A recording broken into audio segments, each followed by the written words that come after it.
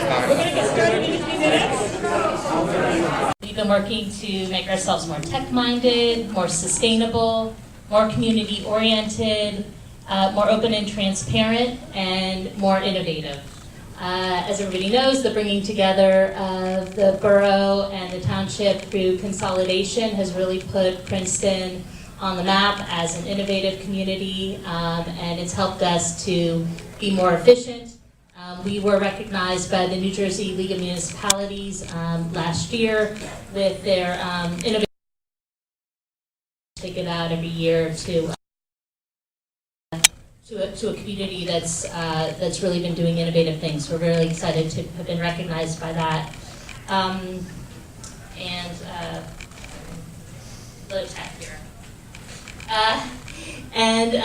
We've also been embracing technology as a tool to help us both communicate better with residents and also deliver services. Hopefully everybody has heard of Access Princeton, which we launched this past year. Access Princeton is a one-stop call center and mobile app for reporting any problems or getting information about the municipality. There's a number to call, 609-924-4141, but for this crowd, I would encourage you to download the free mobile app, Access Princeton, which you get from the iTunes store or anywhere else where you get an app, and it's a really great tool that we're encouraging people to use more. We also have a public dashboard up on the website that has information about the police department, the health department, the recreation department, and we're continuing to add to that to make our data more open and transparent. And certainly this event has helped us to start to think more extensively about how to do that better. We've also been making efforts to be more sustainable in partnership with Sustainable Princeton. Princeton runs the first curbside composting program in the state of New Jersey. And we've been continuing to work with Sustainable Princeton on ways to reduce our waste and to become more energy efficient. And this past year we were recognized by Sustainable Jersey with their leadership award, and we're also designated silver status, and that's the top tier you can get at this point in the state. And so we're really excited to be joining the top tier of other communities around the state as a sustainable community. And we're consistently striving to be more community-oriented. Our police department has brought back the Safe Neighborhood Unit with an emphasis on community policing. We have over 24 boards, commissions, committees that are led by volunteer residents from the community. We're extremely lucky to live in a community like Princeton where we have incredibly smart, talented people, and we've tried to encourage people to get involved and to use those skills to make what we're doing better. We've also been working to be more open and transparent. We now post all of our meeting agendas for council meetings online, as well as all of the backup material. And that goes up several days before each of our council meetings if you're interested to see what's going on. We also post all of our financial information and budget information, and our Citizens Finance Advisory Committee has helped us to translate some of that information so that we're presenting it in a way that's more understandable and usable by the public. One of the things I love about this hackathon is it brings and ties all of those things together. Efficiency, technology, sustainability, community, openness and transparency, and innovation. We have, I believe, 100 hackers signed up for the event today. And I want to give a special shout out to the 7th grade team that's here with us. And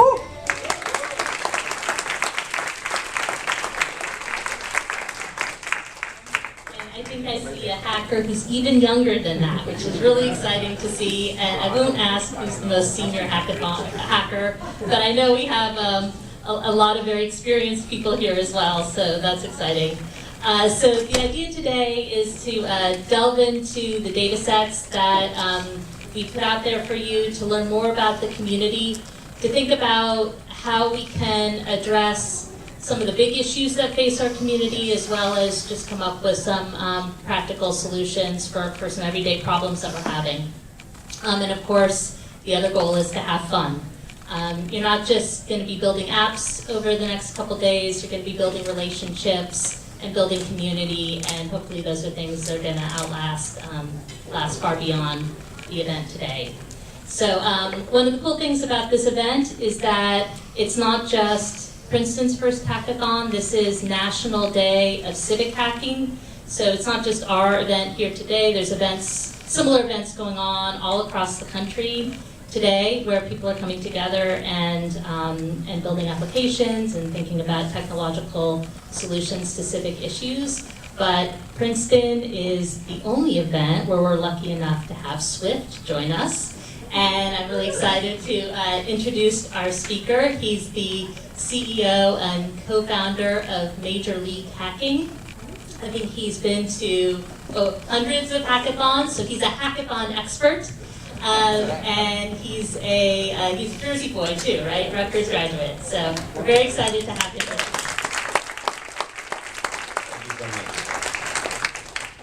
Yeah, well, first off, let's give a huge round of applause to everybody who helped put on this event. I know firsthand how much work goes into organizing an event like this, and I assure you that there was a lot of hours and a lot of hard work. So let's give a round of applause for everybody who helped put this on.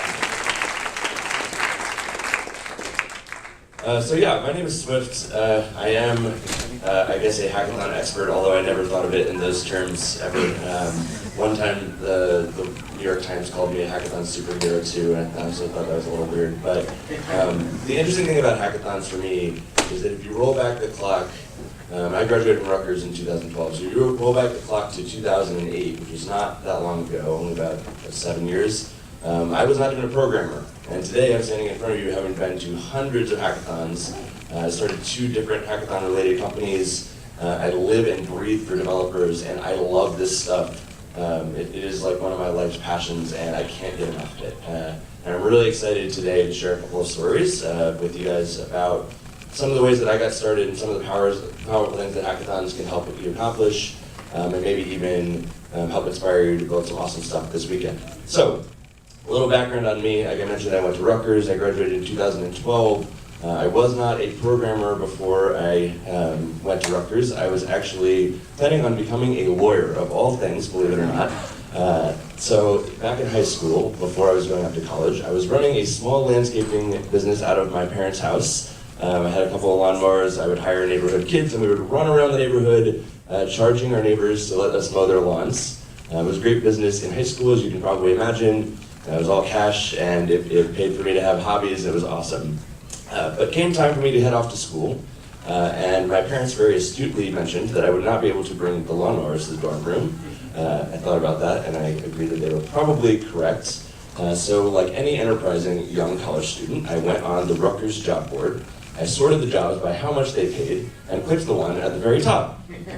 Lo and behold, it was a programming job. I've never programmed before in my life at this point.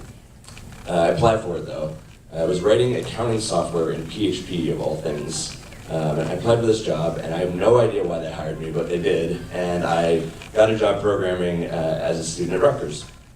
So fast forward a couple of years, I've had this programming job. It's great, it pays the bills. I still have no interest in becoming a programmer. In fact, all the people I hang out with, all of my friends, were not programmers by background. We didn't talk about programming. We did the normal things that college students do, as you can probably imagine. And the last thing on my mind was anything about hacking or hackathons, because those things didn't even really exist at this time. So a couple years later, it's probably my sophomore or junior year, somewhere in between there, we're building an igloo in my backyard, as you do when you're a student at Rutgers and it snows. And I had to leave to go to work. And one of my housemates at the time asked, "Hey, what happened to Swift?" And my roommate knew that I was a programmer, and he actually invited me out and said, "Oh, he's in his room programming, that's what he does for a job." So this housemate comes running to my room, bursts through my door and says, "Dude, I hear you program. I'm going to this thing tomorrow called a hackathon. You have to come with me." And I'm like, whoa, you've got the wrong guy. I don't program, I swear this is not me, you know. Because honestly, programming and hacker culture were just not cool. And it wasn't something I talked about, and it wasn't something I was proud of. And it was something I just did to pay the bills. A little bit of back and forth, this friend of mine actually convinced me to go with him to this hackathon. This was the second ever student hackathon hosted in the spring of, it was the winter of 2010. So I show up to this event, I walk in the room having no idea what to expect. All I've heard is that we're going to spend the whole weekend in a room with 100 other college students. We're going to program, and somebody's going to win something at the end. And I didn't really know, what that meant. So I show up, I walk in this room, and I see 100 other kids, just like me, who love programming and love the internet and love making things. And they are so excited to tell me and every other person in the world about the things they're making. I spent the whole weekend working on a file sharing network for your friends that used Facebook and Dropbox to link those up. I stayed up all night, I didn't sleep at all, and I was exhausted at the end. We got to the time where it was for us to demo, and I don't know if anybody knows anything about PHP, but I made a bad HTTP access file and actually locked myself out of my own hack and couldn't even demo it on stage. It was really embarrassing too, because they kept calling my name, like, Swift, where's Swift? He's gonna come up here and present, and it was just very bad. But I went home after that hackathon completely exhausted, defeated, and I went to sleep, and I woke up the next morning, and I looked myself in the mirror, and I said, that was the best experience of my life. Forget being a lawyer, I'm gonna be a programmer. So I switched into CS, and now fast forward to 2015, hundreds of hackathons later, all it took was that one moment, right? And there's like two really key pieces to this experience. The first moment was when my housemate came bursting through my door and said, hey, I'm going to this thing tomorrow, I've got a hackathon, you have to come with me. That demonstrates how powerful it is to actually just be the one to reach out to other people in your network, your friends, your family, people you respect, people who you know love making things, whether they can program or not, and invite them to something like this. The second piece, which is what makes that experience so powerful, is what hackathons represent.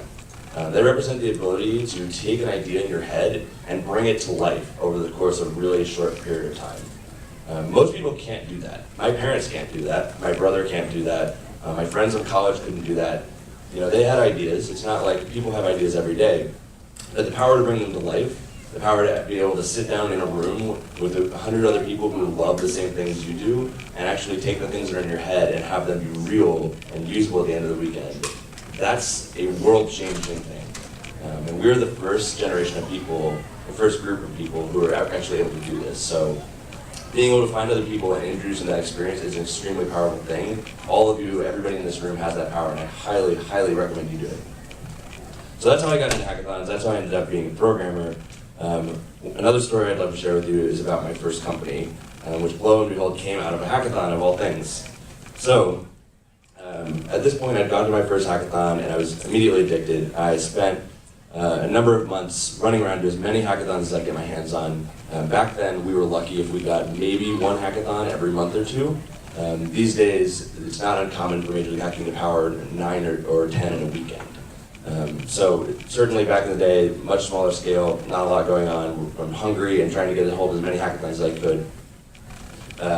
I had the housemate who had brought me to my first hackathon.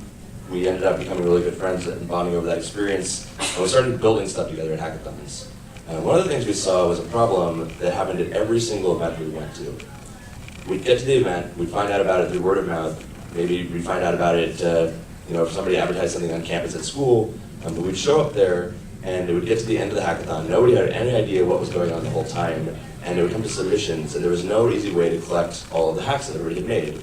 And then everybody would go home, and immediately everything would be forgotten. There was no record of what had gotten built, and like a lot of really cool stuff was coming out of this. So we see this as an opportunity. We take it upon ourselves to build out a tool, a web tool, where organizers of hackathons could actually create landing pages and take in submissions from the events. We called it Hacker League, which was very appropriate. And we convinced the hackathon, it was the NYU hackathon, to actually use this tool if we made it. So we crunched down for a whole week before this hackathon, me, 2 of my friends, writing software to actually tell people about hackathons and collect all the data about what goes on with them. We get to the hackathon, we actually finish the project at the hackathon, but it was really simple. It was landing pages, it was registration for events, it was submissions, and that was it. It was nothing else. And people loved it. That first hackathon was a huge success. Actually, our second customer ever was a hackathon here at Princeton. It was a startup weekend, which is awesome. So I've been coming to Princeton Hackathons since 2011, I guess. I've been to a lot of them. But fast forward on that one a couple of years, this project that I made at a hackathon that I was working on every weekend when I went to hackathons that I became obsessed with grew from that one event to 350 events over the course of a year. We started having weekends where we were powering on the order of 10 to 20 hackathons all over the world every single weekend, and had about 30,000 users using this platform. And I'm still in school. I have a full-time job, I'm still going to school, I'm working on this project in my spare time that I started at a hackathon, that I'm working on at hackathons with two of my best friends, working on something that I think is incredibly powerful and something that's really important to me. And I get to the end of college, and I get to this interesting crossroads where I'm looking at the situation I have. I have a project that I built at a hackathon that actually did something that people were using and they loved, that solved a real problem that people had. But I wasn't ready to keep working on it full time. So I found a home for it at Intel. Intel actually acquired that product, Hacker League, back in 2013.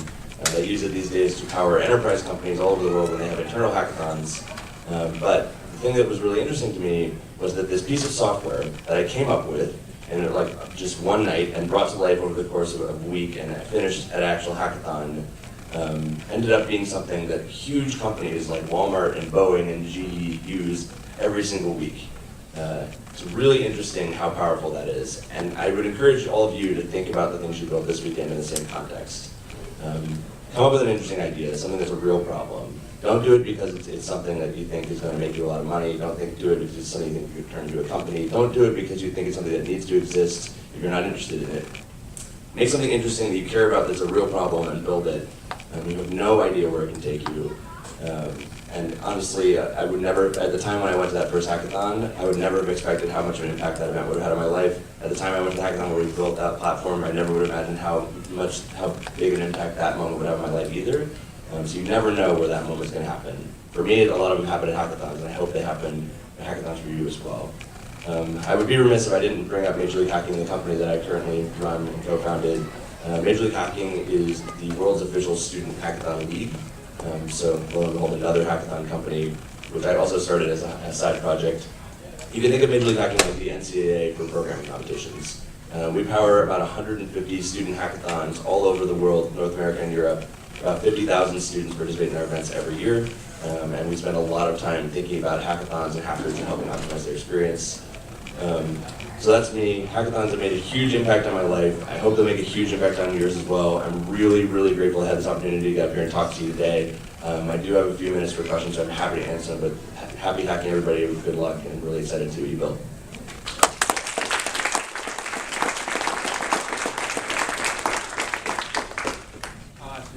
Yeah, of course. We do have seventh graders here. I'm just curious, what do you recommend for young folks to be engaged so early in that kind of a culture?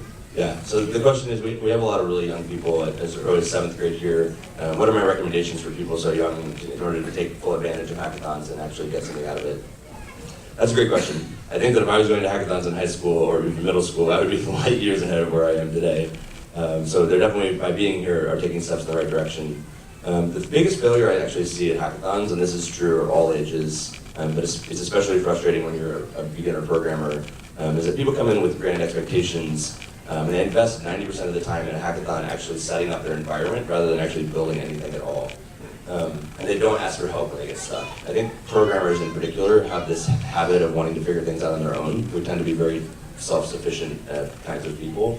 The truth is, hackathons are amazing because there's, again, all those other people in the room who are just like you. So being willing to ask for help, being willing to know when you might not be an expert in something, and being willing to set reasonable expectations for yourself and be proud of yourself when you accomplish those is a huge step in the right direction. Other questions?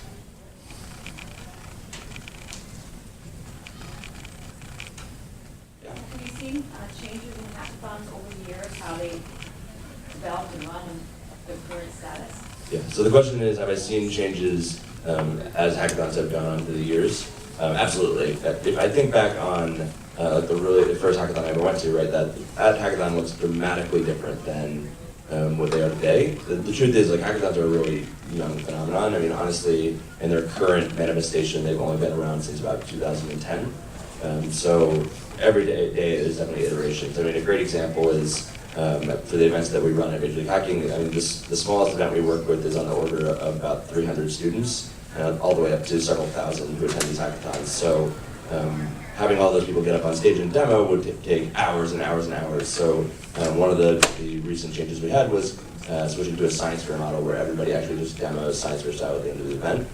Little things like that have definitely happened throughout the course of hackathon history. I also think that So if everybody can find a seat, I know we're all excited to be making our teams and doing everything else, but literally every single person in the room would have been a developer. There would have been the only person who might not have been would have been the professor who was organizing it. But I think that the one really interesting thing about hackathons today is that they're now more open to groups of people who are not necessarily programmers by background. Way more open to designers and makers and people who might have other skills that they can bring to the table, whether that be marketing or creative or product. But I think that's really great. And honestly, when I was first starting out as a developer, there's this stigma where we didn't really want to talk to non-programmers because there's this, oh gosh, I don't even know what to call this, but basically everybody thought that people were trying to take advantage of developers. Like if you were a programmer, you were basically always looking over your shoulder because you were worried about somebody sneaking up on you and like convincing you to build something for them and leaving you in the dust behind. And so I think that stigma has like definitely gone away in a lot of ways, and that now people are starting to see the tools and resources that people who are non-programmers bring to the table, which is great.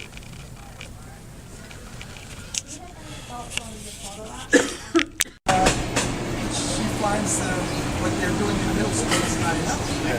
It's very entry-level stuff. So this is definitely an extension of that, and the thing that's interesting about it is it's about solving civic problems. It's about thinking about potholes or parking or interpersonal communication or knowledge. All these things can be potentially improved through hacking. And so we're hacking, solving here, and generally trying to explore the possibilities of applying maker philosophy with Princeton. They were also in the Lego League, so they have a similar First, FIRST, the robotics, Lego robotics teams. Yes. Yeah. They're similar.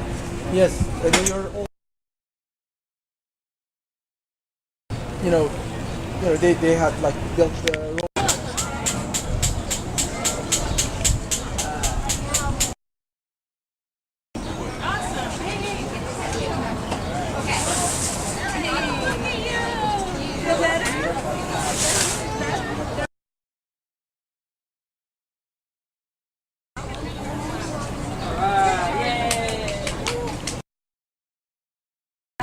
Yeah, the 8 box thing.